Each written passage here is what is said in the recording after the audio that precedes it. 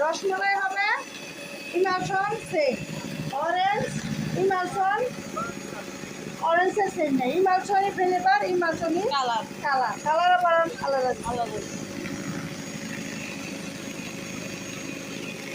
তেল, vinegar, same দাও 1 table চামচ তেল, তেল, এটাতে তেল দেওয়া আছে 1 টেবিল চামচ তেল।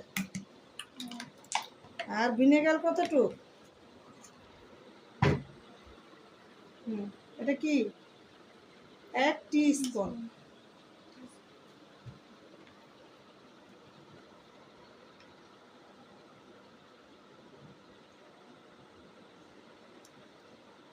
এটা কি কেক? রসমালাই কেক। রসমালাইয়ের ইমালশন যাবে, রসমালাইয়ের ইমালশন যাবে কতটুক যাবে? 1/2 টিস্পুন।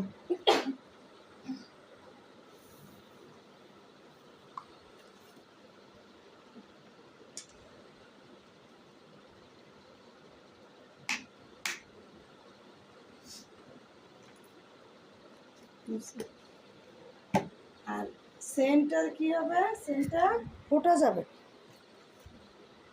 বেশি দিলে আবার 3-4 ফোঁটা দিবে। ড্রপ দিয়ে দিতে, হ্যাঁ ড্রপ দিয়ে দিলে ভালো হবে। কারণ আমরা আমরা নতুন অবস্থা তোমরা ড্রপ দিয়ে দিবা। এটা কি করবো? মিক্স।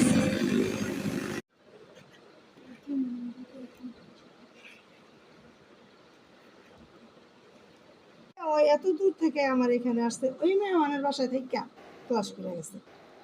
এত কেক খেয়েছি আমার, এই কেক হ্যাঁ আমার এই বলতেছে নিজে ইচ্ছা আপনার কেক খেয়ে কিন্তু আমি এখানে কেক শিখতে আসছি।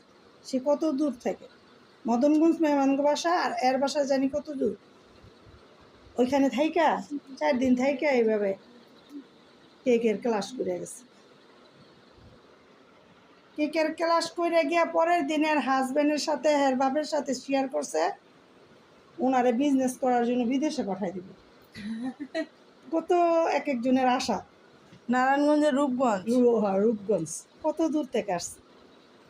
তা আপু আমি আপনার কেক খেয়ে আপনার কেকের পাগল হয়ে আমি এখানে আসছি, আমার আত্মীয় বাসায় থাকি আমি কাজ শিখতে আসছি। আমাদের দেশের বাড়ি আবার বরিশাল।